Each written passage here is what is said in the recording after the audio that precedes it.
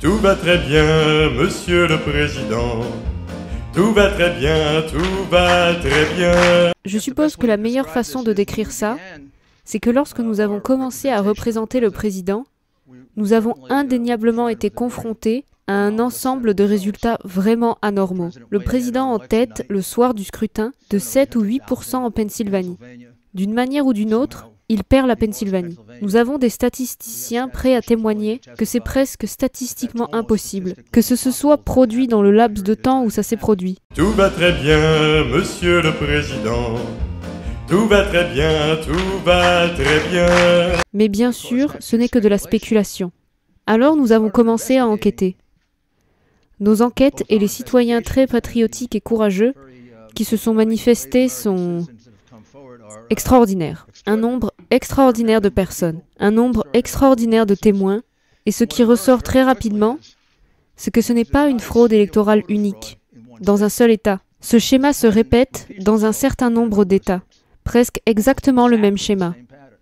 Ce qui suggérerait à tout enquêteur expérimenté, procureur, qu'il y a eu un plan à partir d'un endroit centralisé pour exécuter ces différents actes de fraude électorale, spécifiquement axés sur les grandes villes, et spécifiquement concentrés sur, comme vous l'imaginez, de grandes villes contrôlées par les démocrates, et particulièrement axés sur les grandes villes qui ont une longue histoire de corruption. Le nombre de cas de fraude électorale à Philadelphie pourrait remplir une bibliothèque. Il y a quelques semaines à peine, il y a eu une condamnation pour fraude électorale, et une 2 semaines avant ça. Et je l'ai souvent dit, je suppose de façon sarcastique, mais c'est vrai. La seule surprise que j'aurais pu avoir, soit que Philadelphie n'ait pas triché dans cette élection. Parce que depuis 60 ans, ils ont triché à peu près toutes les élections. On pourrait dire la même chose à propos de Détroit. Chacune de ces villes sont des villes dirigées par des démocrates, ce qui veut dire qu'ils peuvent s'en tirer en faisant ce qu'ils veulent. Cela signifie qu'ils ont un certain degré de contrôle sur, certainement un contrôle total du conseil électoral. Et ils contrôlent les forces de l'ordre. Et malheureusement, ils ont des juges favorables,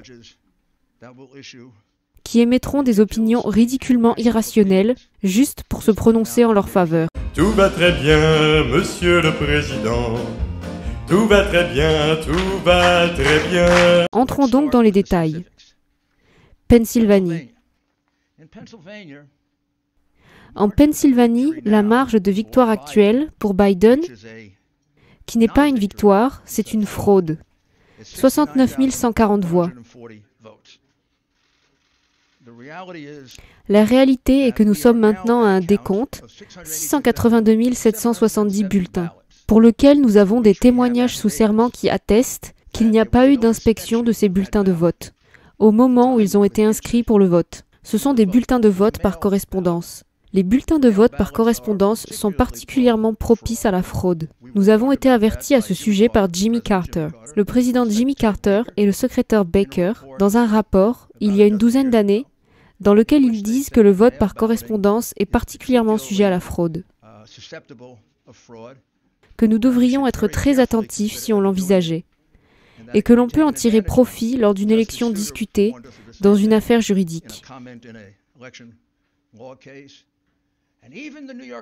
Et même le New York Times a écrit des articles sur la dangerosité du vote par correspondance.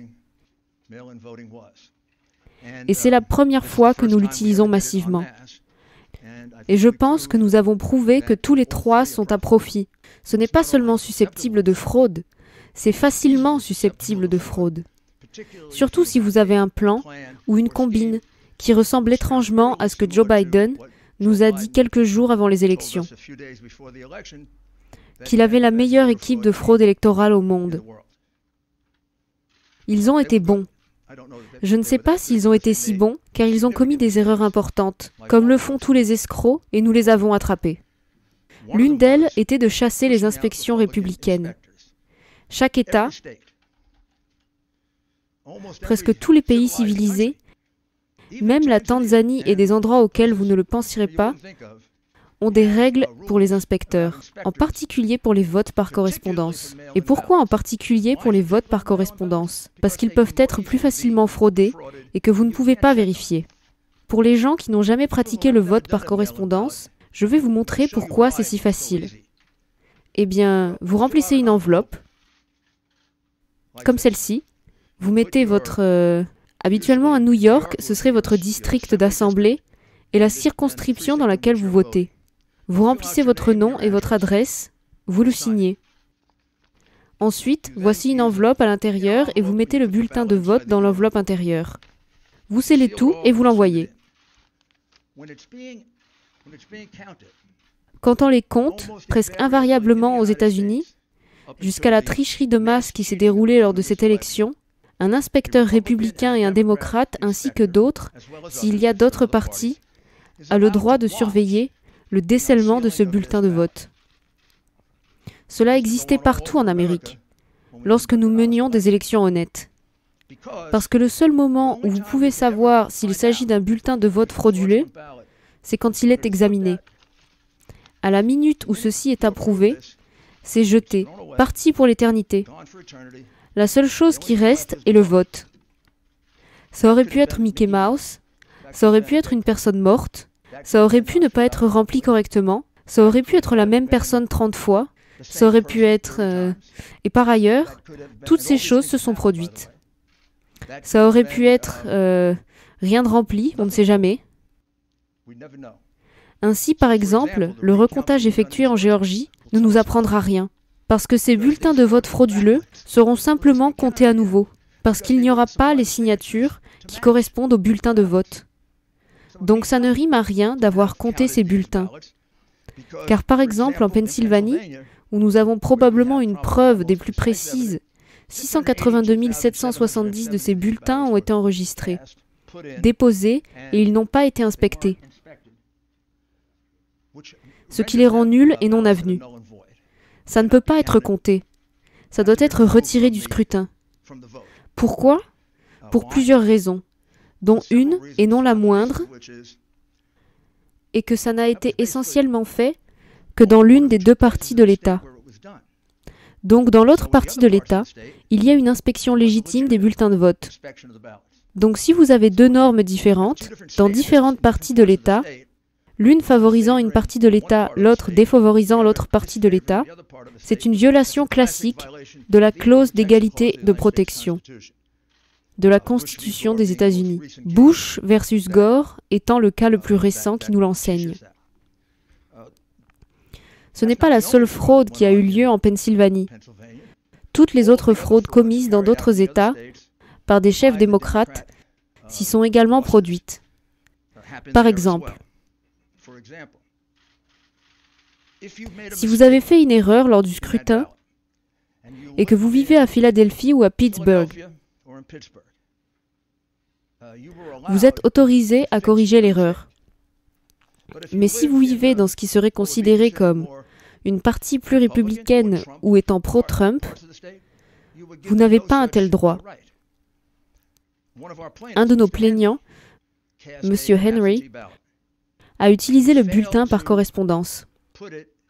Il ne l'a pas mis dans l'enveloppe sécurisée à l'intérieur. Il l'a mis tel quel, nu. Ce bulletin de vote a été rejeté car il était invalide, parce que cela brise l'intimité du vote.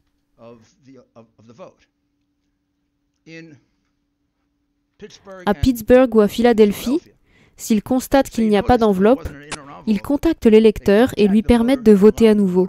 Ou s'il ne l'a pas rempli complètement, ou s'il fait une erreur et n'a pas signé son nom complet. Il est autorisé à corriger. Il n'existe pas de disposition de ce type en vertu de la loi de Pennsylvanie. Le secrétaire d'État démocrate a inventé cela afin de maximiser les votes à Philadelphie et Pittsburgh et minimiser les votes dans les autres parties de l'État, clairement illégales. De toute évidence, de la fraude électorale. Facile à prouver, des centaines de témoins, peut-être des milliers. Tout va très bien, Monsieur le Président. Tout va très bien, tout va très bien. Nous avons un autre exemple à vous donner. Nous avons 17 000 votes provisoires déposés à Pittsburgh. Savez-vous ce qu'est un bulletin de vote provisoire? Les votes provisoires se déroulent généralement de cette façon, et environ 15 000 sur 17 000 se sont déroulés ainsi. Vous entrez et vous dites « Je suis ici pour voter aujourd'hui ». Oh, monsieur Giuliani, vous avez déjà voté? J'ai voté? Je ne me souviens pas avoir voté. Oh oui, oui, vous avez voté par correspondance. Non, je ne l'ai pas fait. Si, vous l'avez fait. Non, je ne l'ai pas fait. Si, vous l'avez fait. Alors pourquoi cela arrive-t-il 17 000 fois à Pittsburgh? Les gens sont arrivés pensant qu'ils... En fait, 15 000 fois pour être précis. Pourquoi est-il arrivé 15 000 fois que des gens de Pittsburgh soient entrés pour voter et selon la machine électorale démocrate, ils avaient déjà voté? Ont-ils oublié? Y a-t-il autant de gens qui ont une mauvaise mémoire à Pittsburgh? Ou est-ce que ce qui suit est correct? Est-ce que, comme des témoins vont en attester, les chefs démocrates leur ont indiqué que lorsqu'un vote ne correspondait à personne d'inscrit, ils l'attribueraient simplement à n'importe qui. Attribuez-le simplement à Rudy Giuliani. Alors, quand Rudy Giuliani, peut-être que Rudy Giuliani ne se présentera pas pour voter. Et s'il se présente pour voter, nous lui donnerons un bulletin de vote provisoire. C'est ce que nous appelons une preuve circonstancielle de la fraude. La preuve directe de la fraude, ce sont des gens qui témoignent qu'en fait, c'est ce qui leur est arrivé. En plus des 50 ou 60 témoins que nous avons, concernant la façon dont ils ont été traités, et non autorisés à inspecter les bulletins de vote, ils n'étaient pas juste pas autorisés à le faire. Ils ont été repoussés, dans certains cas, ils ont été agressés. Dans tous les cas, ils ont été mis dans un enclos très éloigné. Le plus proche qu'ils aient obtenu est probablement comme d'ici au fond de cette pièce. On pourrait faire comme un... Avez-vous tous vu Ma cousine Vinnie? Vous connaissez le film? C'est un de mes films de guerre préférés, parce qu'il est de Brooklyn. Et quand la gentille dame qui a dit ce qu'elle a vu, et puis il lui demande « Combien de doigts ai-je levé ?» Elle dit « 3 ?» Eh bien, elle était trop loin pour voir qu'il n'y en avait que 2. Ces personnes étaient plus éloignées que ma cousine Vinnie l'était du témoin. Ils ne pouvaient rien voir. Maintenant, je ne sais pas. Vous allez peut-être me dire que 60 personnes mentent. Ce n'est pas simplement à moi qu'ils l'ont dit. Ils ont juré sous peine de parjure. Ce qu'aucun démocrate n'a jamais fait. Vous ne questionnez même pas Biden à ce sujet. Confrontez-le sous peine de parjure. On ne lui pose même pas une question à ce sujet. On ne lui pose pas de questions sur toutes les preuves des crimes qu'il a commis. Ces personnes ont juré sous peine de parjure. Les noms figurent sur un témoignage sous serment. Ils jurent qu'ils n'étaient pas autorisés à exercer leur fonction d'inspecteur. Et ce n'est pas seulement un détail technique. Il y a une raison pour laquelle ils l'ont fait. Pourquoi n'autoriseriez-vous pas les gens à s'acquitter de leur fonction qui est autorisée depuis 50, 60 ans? Pourquoi n'autoriseriez-vous pas l'inspection de ces bulletins de vote? Parce que vous savez que vous allez utiliser ces bulletins de vote pour repêcher Biden. Et vous aviez de quoi faire. Il fallait rattraper les 700 000 à 800 000 voix qu'il avait en retard. Et la seule façon que vous ayez de le faire, c'est avec les votes par correspondance. On ne pouvait pas avoir un inspecteur démocrate ni un républicain dans les parages. Ils n'ont même pas laissé les démocrates regarder, de peur qu'un démocrate honnête ait pu dire « vous trichez ». Cela nous amène donc au Michigan, là où il y avait un honnête démocrate qui a dit qu'ils ont triché. Et nous allons vous montrer son témoignage sous serment. Car je sais que vous continuez à rapporter, injustement, que nous n'avons aucune preuve, que nous n'avons pas d'acte de fraude spécifique. Parce que la couverture de ces faits a été presque aussi malhonnête que le stratagème lui-même. Le peuple américain a le droit de savoir. Vous n'avez pas le droit de leur cacher, vous n'avez pas le droit de mentir à ce sujet. Je veux dire, vous ne leur dites pas qu'une citoyenne de ce pays, une femme très bien, qui m'autorise à vous donner son nom. Je ne peux pas vous donner tous ces témoignages, parce que si je le fais, ces gens seront harcelés, ils seront menacés, Ils peuvent perdre leur emploi. Ils perdront leurs amis. Nous avons perdu des avocats dans cette affaire, parce qu'ils ont été menacés. Nous avons des avocats qui ont besoin de protection. Ce qui se passe dans ce pays est horrible. Et la censure que vous imposez aggrave les choses. Mais Jessie Jacob est une citoyenne adulte et une résidente de l'État du Michigan. Elle est employée par la ville de Détroit depuis des décennies. Je connais son âge, mais... Elle vous dira son âge. Elle a eu des responsabilités pour le scrutin en septembre. Elle a été formée par la ville de Détroit et l'État du Michigan. Elle a été essentiellement formée pour tricher.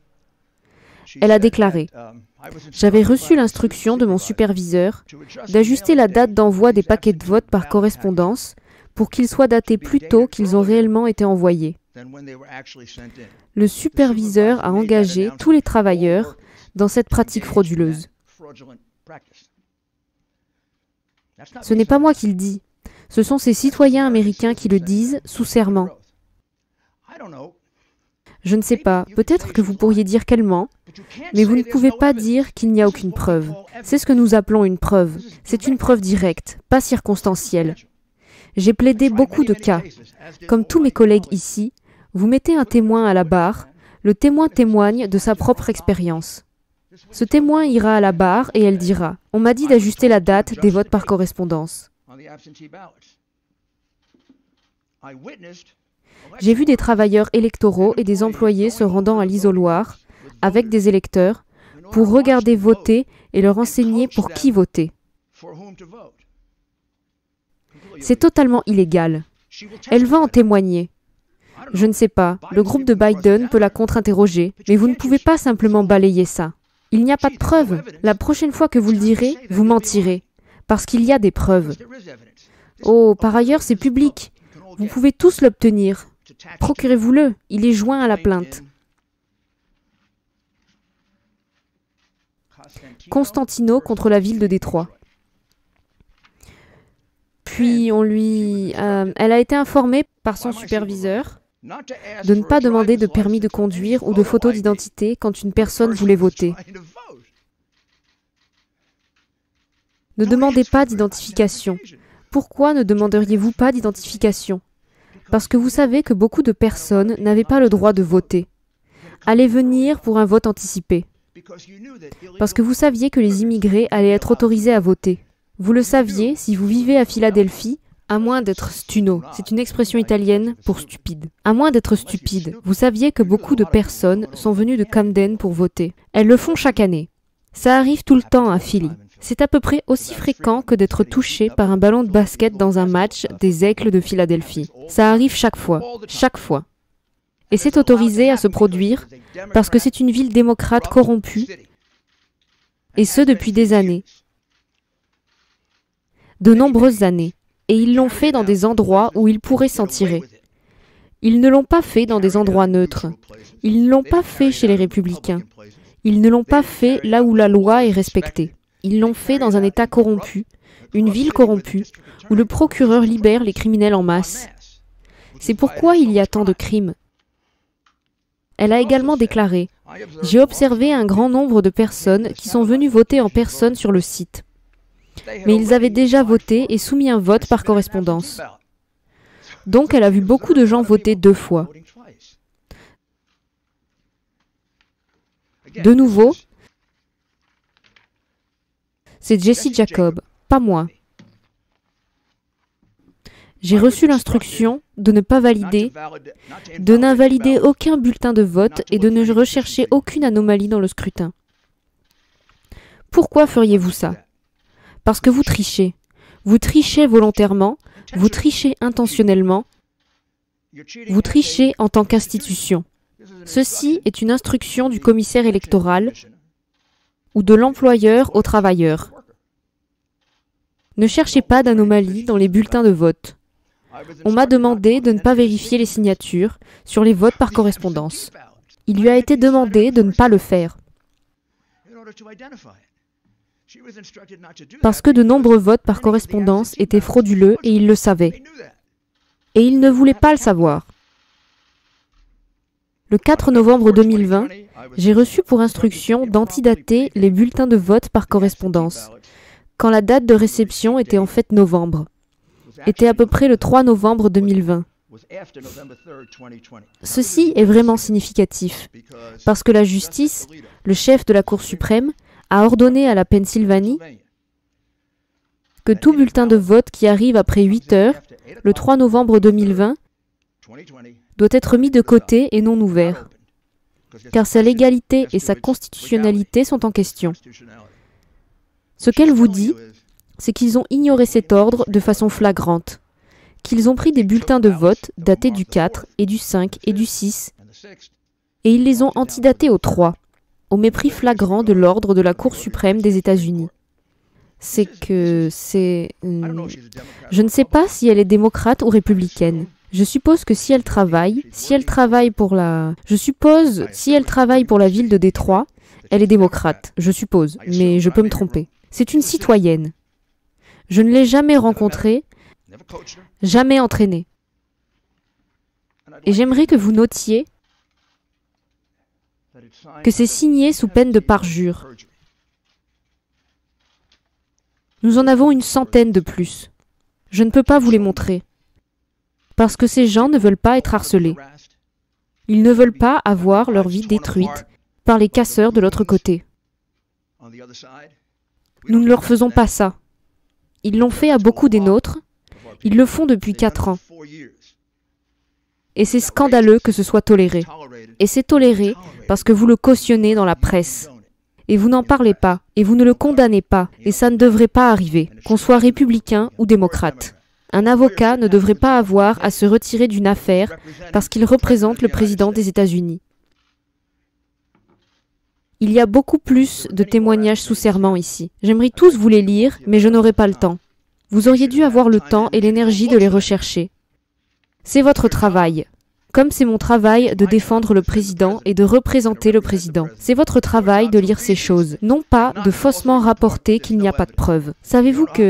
Vous savez combien de témoignages sous serment nous avons dans l'affaire du Michigan? Nous en avons 220. Ils ne sont pas tous publics, mais 8 d'entre eux le sont. Pour 4 de ces affaires, ce sont des gens qui remettent des certificats pour signaler un incident, qui, dans n'importe quelle autre circonstance, aurait été à la une de tous vos journaux. Si ce n'était pas la haine que vous avez, la haine irrationnelle, pathologique, que vous avez pour le président. Ce qu'ils ont juré, c'est qu'à 4h30 du matin, un camion s'est arrêté au centre de Détroit, où ils comptaient les bulletins de vote. Les gens pensaient que c'était de la nourriture, alors ils ont tous accouru vers le camion. Ce n'était pas de la nourriture. C'était des milliers et des milliers de bulletins de vote. Et les bulletins de vote étaient dans des poubelles, dans des sacs en papier, ils étaient dans des boîtes en carton. Et ils ont été emmenés à l'intérieur du centre, posés sur un certain nombre de tables. À ce moment-là, ils pensaient que tous les inspecteurs républicains étaient partis, tous sauf 2 et un employé de Dominion. Nous en parlerons un peu plus tard de Dominion.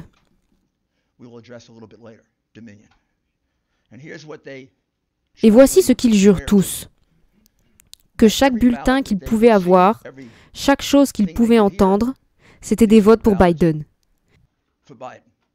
Quand ils voyaient un bulletin de vote, ces votes étaient des votes uniquement pour Biden, ce qui signifie qu'il n'y avait pas de tickets rejetés. Beaucoup d'entre eux n'avaient rien sur l'enveloppe extérieure, parce que ces bulletins de vote ont été produits très précipitamment, très rapidement.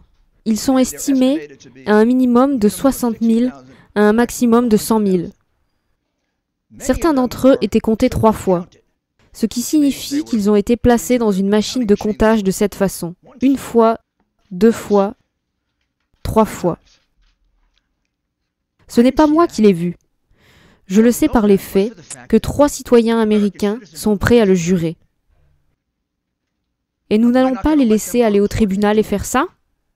Nous allons les laisser passer cette élection alors qu'il y a, dans ce cas, 60 témoins qui peuvent prouver ce que je vous ai dit et d'autres actes de fraude dans le Michigan. Je veux dire, qu'est-il arrivé à ce pays si nous laissons passer ça? Qu'est-il arrivé à ce pays si nous le cachons? Nous avons laissé Al Gore poursuivre un différend électoral, bien avant celui-ci, pour un État et pour le Tchad. C'est arrivé en Pennsylvanie, c'est arrivé dans le Michigan. Le Michigan, probablement en ce moment, si je compte les témoignages sous serment, les certificats. Juste une seule affaire, Trump vs Benson. Une affaire que nous avons rejetée aujourd'hui. Parce que cette affaire tentait d'obtenir du conseil de surveillance du comté de Wayne qu'il décertifie. Eh bien, ils l'ont fait. Ils ont annulé la certification. Pour ce cas, nous avons une centaine de témoignages sous serment, de certificats. Et les 100 certificats montrent essentiellement ce dont je vous ai parlé. Sur le décompte des bulletins de vote, les compter 3 à 4 fois, que des personnes aient voté 3 ou 4 fois, modifié et antidaté les votes, à hauteur d'au moins 300 000 votes illégitimes, que nous pouvons identifier spécifiquement. La marge dans le Michigan était de 146 121, et ces bulletins de vote ont été déposés essentiellement à Détroit, que Biden a remporté à 80 contre 20. Donc vous voyez comme ça change le résultat de l'élection dans le Michigan si vous supprimez le comté de Wayne. C'est donc un cas très pertinent, soulevé dans l'affaire Constantino contre la ville de Détroit. Non pas par nous, mais par un plaignant individuel. Cependant, nous aidons et assistons dans cette affaire. Et vous pouvez trouver tous les certificats que vous voulez déposés pour ce cas.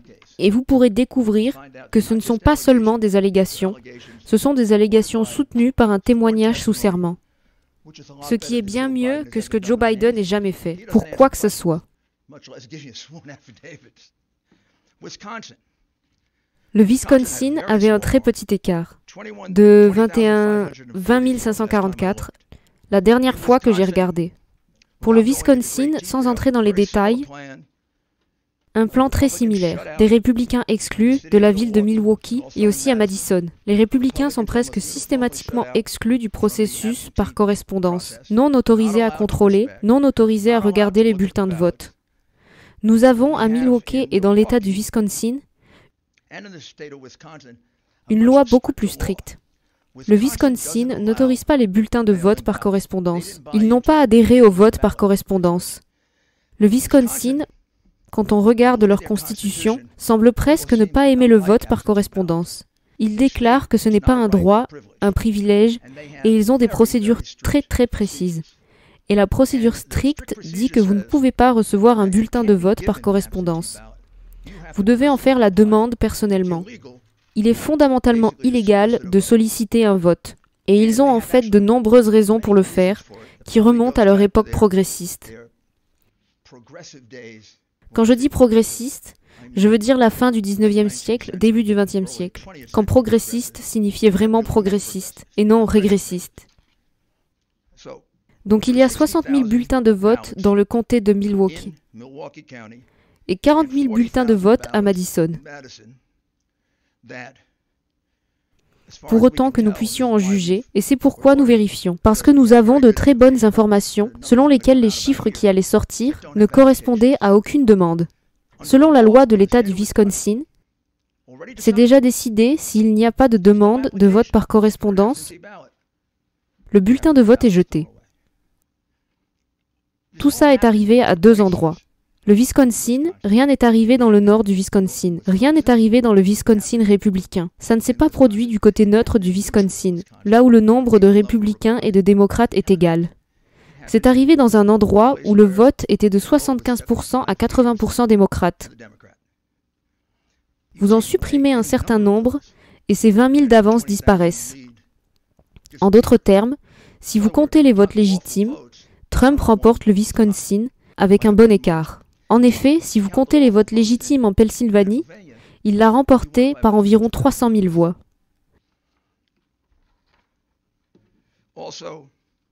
Également dans la procédure intentée dans le Wisconsin, qui est une vraie requête à cause de leur procédure.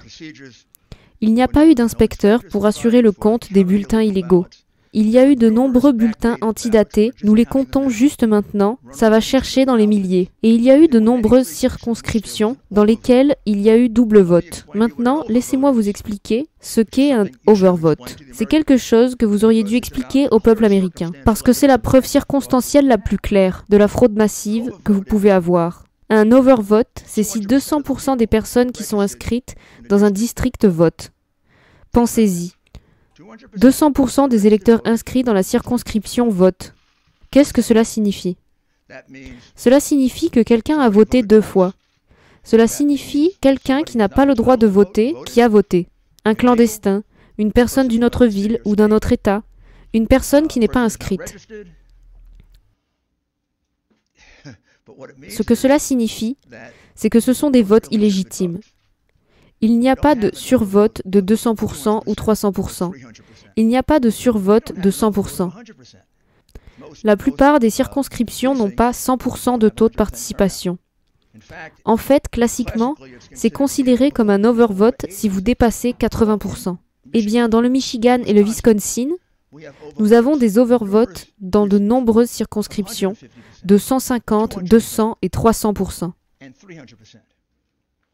L'une des raisons pour lesquelles les 2 républicains n'ont pas certifié le vote à Wayne et au Michigan, dans le comté de Wayne, Michigan, c'est parce que les survotes étaient si élevés, monstrueusement élevés dans environ les 2/3 des circonscriptions de la ville de Détroit, ce qui signifie 2 ou 3 fois le nombre d'électeurs inscrits ont voté. En fait, nous avons des circonscriptions dans lesquelles 2 fois le nombre de personnes qui y vivent, y compris les enfants, ont voté. C'est absurde.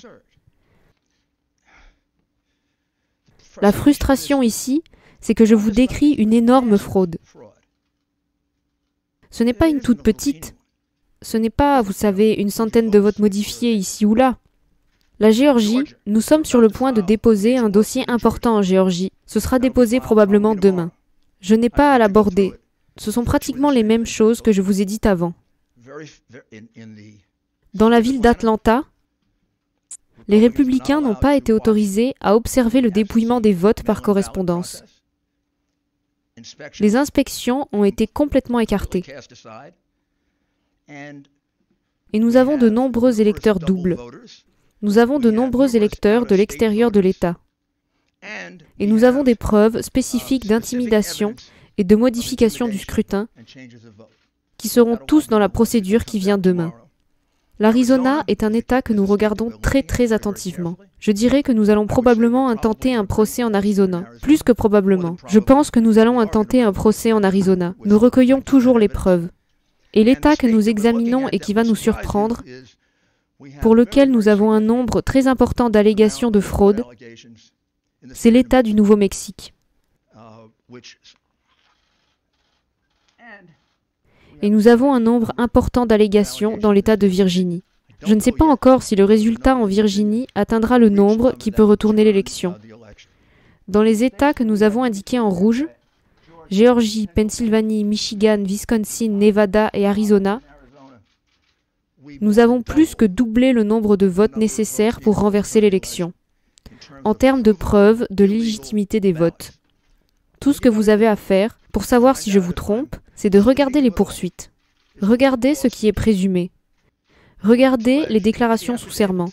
Peut-être pouvons-nous fournir plus de certificats. Pour ce faire, je dois obtenir l'autorisation des personnes. Mais dans les contenus que j'ai ici, il y en a au moins 10 qui proviennent de citoyens. Nous en avons au moins 1 millier et nous en recevons plus chaque jour. Et il y a d'autres aspects de cette fraude que je ne peux pas vraiment révéler à ce stade. Tout ça est vraiment suffisant. C'est assez pour renverser n'importe quelle élection.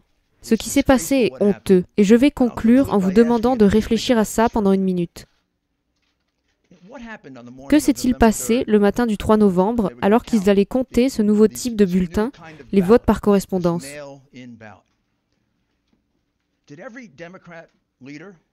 Est-ce chaque dirigeant démocrate de Pennsylvanie et du Michigan et du Wisconsin et en Géorgie et au Nevada et en Arizona?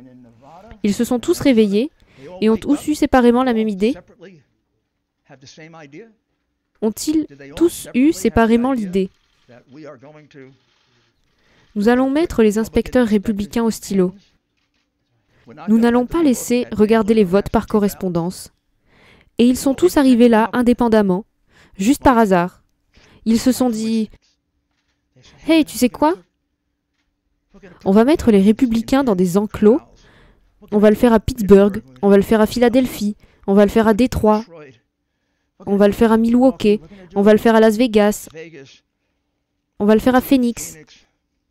Qu'est-ce que j'ai oublié? Ah, on va le faire à Atlanta. Ou n'est-ce pas une conclusion logique que, je pense, tout jury accepterait après avoir entendu cette preuve, que quelqu'un avait planifié ça? Peut-être que ça a toujours été le plan de pratiquer cette très discutable forme de vote, critiquée par le président Carter, par le secrétaire Baker, par la plupart des experts de la réforme électorale. Je pense que la conclusion logique est que c'est un plan commun, une combine commune, qui vient directement du Parti démocrate. Et ça vient du candidat. Clairement. C'est la raison pour laquelle Hillary Clinton dit « Ne rien céder, même si vous perdez ». C'est la raison pour laquelle nous avons eu un lapsus freudien du candidat, et il a déclaré qu'il avait la meilleure équipe de fraude électorale du pays. C'est la raison pour laquelle il n'a probablement pas eu besoin de faire campagne. Ils devaient savoir ce qu'ils allaient faire. Ça a dû être planifié à l'avance. En quelque sorte, je vérifie. Est-ce qu'ils sont passés, vous savez, par le même fournisseur pour obtenir les enclos, pour y mettre les républicains? Et c'est une chose honteuse qui a été faite dans ce pays. Probablement pas beaucoup plus honteux que les choses que ces gens ont faites en service, que vous n'avez pas, que vous ne prenez pas la peine de couvrir, et que vous cachez au peuple américain. Mais on laisse passer ça. Vous savez, nous utilisons en grande partie des machines à voter du Venezuela, par essence pour compter nos votes. Nous laissons passer ça et nous allons devenir le Venezuela. Nous ne pouvons pas laisser passer ça. Nous ne pouvons pas permettre à ces escrocs, parce que c'est ce qu'ils sont, de voler une élection au peuple américain. Ils ont élu Donald Trump. Ils n'ont pas élu Joe Biden. Joe Biden est en tête à cause des bulletins illégaux qui ont été produits et dont l'utilisation a été autorisée après la fin des élections. Donnez-nous l'occasion de le prouver devant un tribunal et nous le ferons. Tout va très bien, Monsieur le Président. Tout va très bien, tout va très bien. Maintenant, je vais demander à Sidney Powell de vous décrire ce que nous pouvons décrire à propos d'une autre situation totalement scandaleuse. Je pense que la plupart des Américains savent que nos bulletins de vote sont comptés, pour beaucoup, en dehors des États-Unis, et sont complètement ouverts au piratage, totalement ouverts aux modifications. Et c'est en fait par une entreprise qui se spécialise dans la fraude électorale. Je vais laisser Sidney vous expliquer ça. Ce à quoi nous avons réellement affaire ici, et que nous découvrons chaque jour un peu plus, c'est à l'influence massive de capitaux communistes via le Venezuela, Cuba et probablement la Chine, dans l'interférence avec nos élections ici aux États-Unis. Les systèmes de vote Dominion, le logiciel technologique Smartmatic et le logiciel qui est utilisé dans d'autres systèmes de vote informatisés, ici aussi, et pas seulement Dominion, ont été créés au Venezuela sous la direction d'Hugo Chavez pour s'assurer qu'ils ne perdent jamais une élection après qu'un référendum constitutionnel ait été organisé d'une manière qui ne lui convenait pas. Nous avons un témoin très fort qui nous a expliqué comment tout cela fonctionne. Ces déclarations sous serment sont jointes aux plaidoiries de Linwood et au procès qu'il a intenté en Géorgie. Il s'agit d'une déclaration sous serment très détaillée, car il était avec Hugo Chavez lorsqu'il a été informé de son fonctionnement. Il était avec Hugo Chavez quand il l'a vu opérer pour s'assurer que l'élection se déroule à sa façon, ce qui était le but précis de la création de ce logiciel. Il l'a vu fonctionner, et dès qu'il a vu les multiples États fermer le vote le soir de l'élection, il savait que la même chose se passait ici que ce qui s'était passé. Maintenant, le logiciel lui-même a été créé avec tant de variables et tant de portes dérobées qui peuvent être connectées à l'Internet ou à une clé USB qui s'y trouve ou autre. Mais l'un de ses traits les plus caractéristiques est sa capacité à inverser les votes. Il peut définir et exécuter un algorithme qui a probablement été utilisé dans tout le pays pour recueillir un certain pourcentage de voix du président Trump et les retourner au président Biden. Ce que nous n'aurions peut-être jamais découvert si les votes pour le président Trump n'avaient pas été si écrasants dans un si grand nombre de ces États, que cela a brisé l'algorithme qui avait été inséré dans le système. Et c'est ce qui les a obligés à fermer dans les États dans lesquels ils ont fermé. C'est alors qu'ils sont entrés par la porte arrière, ou porte dérobée, avec tous les bulletins de vote par correspondance, dont beaucoup avaient été fabriqués sur du support papier, avec des points de cercle parfaits, identiques pour M. Biden. D'autres ont été mis en place par lot. Ils sont toujours mis dans un certain nombre de lots, et les gens relançaient le même lot. Cela correspond à nos preuves statistiques, qui montrent des pics incroyables dans le décompte des votes à certains moments. Et cela correspond au témoignage de nombreuses personnes qui se sont présentées et ont dit avoir vu les bulletins de vote arriver par la porte arrière à ce moment-là. Notamment, les cadres de Dominion sont introuvables actuellement. Ils déplacent maintenant leurs bureaux du jour au lendemain dans différents endroits. Leur bureau à Toronto était partagé avec l'une des entités de Soros. L'un des chefs de file du projet Dominion dans son ensemble est Lord Malloch Brown, numéro 2 de M. Soros au Royaume-Uni, et une partie de son organisation. Il existe des liens entre la direction de Dominion et la Fondation Clinton et d'autres hommes politiques connus dans ce pays. Pour vous donner une brève description de la façon dont cela a fonctionné, je vais citer un extrait d'une lettre qui a été écrite, et je vais la lire pour m'assurer que les citations sont exactes. Cette personne s'opposait à l'acquisition par Smartmatic, une société étrangère, des systèmes de vote Sequoia aux États-Unis. Je pense que cette transaction soulève exactement le genre de problème de propriété étrangère que le CFIUS est le mieux placé pour examiner aux fins de la sécurité nationale. Il est incontestable que Smartmatic est une société étrangère et qu'elle a acquis Sequoia. Il ne cesse de changer les noms au fur et à mesure qu'un problème survient. Il crée simplement une autre société et l'appelle par un nom différent. Mais il s'agissait de sociétés de machines à voter qui faisaient des affaires aux États-Unis. Les machines de vote Sequoia ont été utilisées pour enregistrer plus de 125 millions de votes lors de l'élection présidentielle en 2004 aux États-Unis. Smartmatic reconnaît maintenant qu'Antonio Mujica, un homme d'affaires vénézuélien, a un intérêt de contrôle dans Smartmatic, mais la compagnie n'a pas révélé qui sont tous les autres propriétaires de Smartmatic. Selon la presse, les propriétaires de Smartmatic sont cachés par un réseau d'entités privées offshore, et c'est bien vrai. Smartmatic a été associé par la presse au gouvernement vénézuélien dirigé par Hugo Chavez, qui est ouvertement hostile aux États-Unis. Et bien sûr, comme nous le savons tous, communiste et brutalisant vraiment son propre peuple. Le système y a été maintenu par M. Maduro et a assuré son élection. Le lien possible de Smartmatic avec le gouvernement vénézuélien pose un problème potentiel de sécurité nationale dans le contexte de son acquisition de Sequoia, car les machines de vote électroniques sont susceptibles d'être trafiquées et les initiés sont les mieux placés pour s'y livrer. Cette lettre exprime l'inquiétude que suscitent les élections primaires de 2006 à Chicago.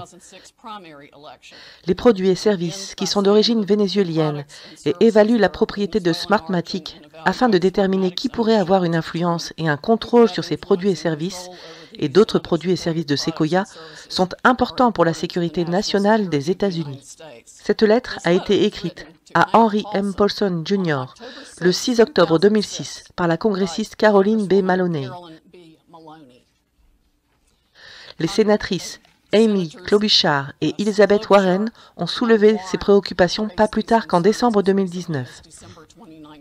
La raison pour laquelle notre gouvernement ne les a pas prises au sérieux dépasse mon entendement, à moins que certaines des agences à 3 lettres ne les aient utilisées elles-mêmes dans d'autres parties du monde. Nous savons que la technologie a été exportée pour influencer une élection en Argentine. C'est ce qu'admet notre ami qui a écrit la déclaration sous serment sur Hugo Chavez et son intérêt pour Smartmatic.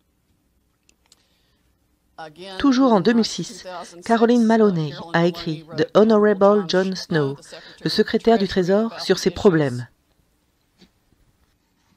en parlant du leadership de Smartmatic.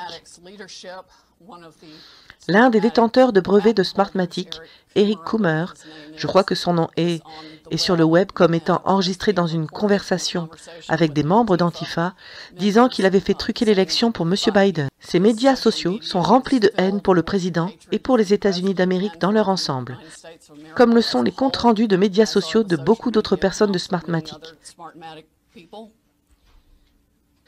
Ce système a été largement utilisé. Dominion lui-même est utilisé dans 2000 juridictions de 30 États. Il a été non certifiable dans de nombreux États. Vous vous êtes rendu compte de tous les problèmes qu'elles avaient, y compris au Texas. Des experts l'ont décrit dans tous les sens du terme, depuis un groupe de 3 professeurs de Princeton jusqu'aux experts auxquels nous avons parlé sur les vulnérabilités de l'utilisateur final. Il est vrai que les gens peuvent y aller et changer ce qu'ils veulent. Ils peuvent fixer le ratio des voix d'une chose à l'autre. Ils peuvent dire qu'un vote Biden compte pour 1,25 et qu'un vote Trump compte pour 0,75.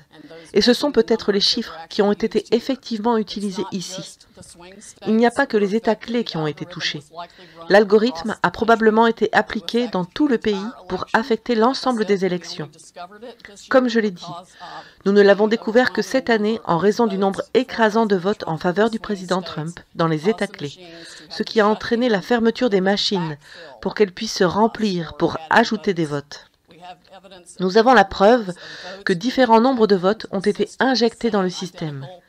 Le même numéro unique à 6 chiffres, identique, plusieurs fois, dans au moins 2 États que nous avons analysés jusqu'à présent. Et je parle de 341 542 voix pour Biden et de 100 012 voix pour Trump. Il n'y a aucune explication logique pour que les mêmes chiffres soient injectés à 20 minutes d'intervalle dans la machine. Le manuel du logiciel lui-même, vous pouvez le télécharger sur Internet et je vous encourage tous à le lire, car il présente spécifiquement certaines de ces choses comme des caractéristiques du système. La raison pour laquelle il a été autorisé à entrer dans ce pays dépasse mon entendement, et la raison pour laquelle personne ne s'en est occupé est absolument épouvantable. Ces machines étaient facilement accessibles aux pirates informatiques. Il y a une vidéo sur le net qui vous expliquera comment un enfant avec un téléphone portable peut pirater une de ces machines de vote. Il n'y a aucune surveillance de Dominion ou de son logiciel. Les travailleurs de chaque comté étaient formés par Dominion, mais il n'y a pas de preuve d'une surveillance particulière. Nous avons des témoignages de différents travailleurs admettant qu'ils ont été formés sur la manière de disposer des votes de Trump et de les ajouter aux votes de Biden. Le logiciel dispose d'une fonction qui vous permet de glisser et de déposer un nombre quelconque de lots de votes vers le candidat de votre choix, ou tout simplement de les supprimer. Nous avons donc la preuve mathématique que dans un certain nombre d'États, d'importantes quantités de votes pour Trump ont été détruites, juste simplement mises à la poubelle, comme vous le feriez sur votre ordinateur avec n'importe quel fichier, et les votes de Biden étant injectés. C'est un rajout au renversement. Je veux dire, cela se passe vraiment de 2 façons. Il y a un algorithme qui fonctionne et qui retourne automatiquement tous les votes, et ensuite, chaque opérateur a la possibilité de changer les paramètres. Ils peuvent ignorer une signature, ils peuvent ignorer la ligne supérieure du bulletin de vote. Ils peuvent aller au bas du bulletin de vote et choisir la personne pour laquelle ils veulent modifier le résultat. Le monsieur qui a fondé Smartmatic, il y a une vidéo de lui sur Internet dans laquelle il explique que oui, qu'au moins une fois, il admet qu'ils ont changé 1 million de votes sans aucun problème. De nombreuses juridictions qui ont eu ce problème n'étaient peut-être pas au courant des conséquences, mais beaucoup l'étaient. Et je pense qu'une enquête pénale de grande envergure doit être immédiatement initiée par le ministère de la Justice et par les équivalents de chaque État. Le bureau du procureur général ou l'unité d'enquête de l'État, parce il existe des preuves que différents avantages ont été accordés aux personnes qui avaient dépensé 100 millions de dollars d'argent du contribuable à la dernière minute pour que leur État puisse acquérir et mettre en place les systèmes de vote Dominion à temps pour ces élections de différentes manières.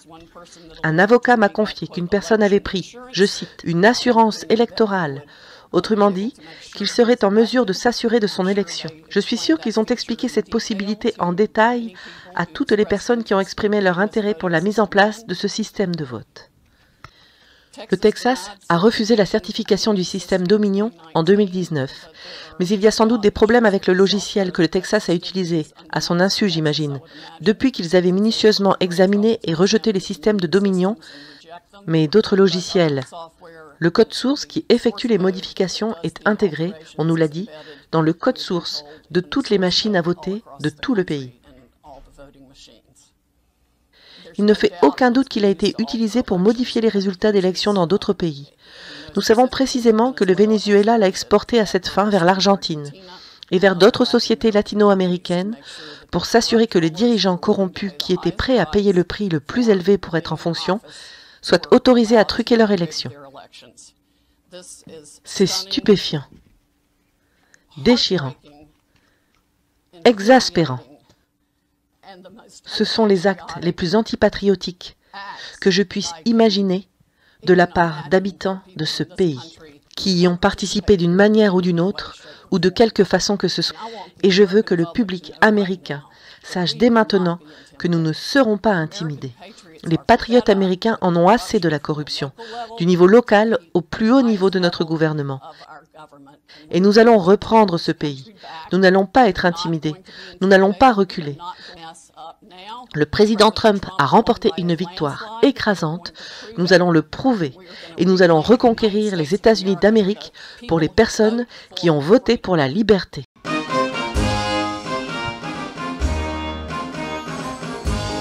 Tout va très bien, Monsieur le Président. Tout va très bien, tout va très bien.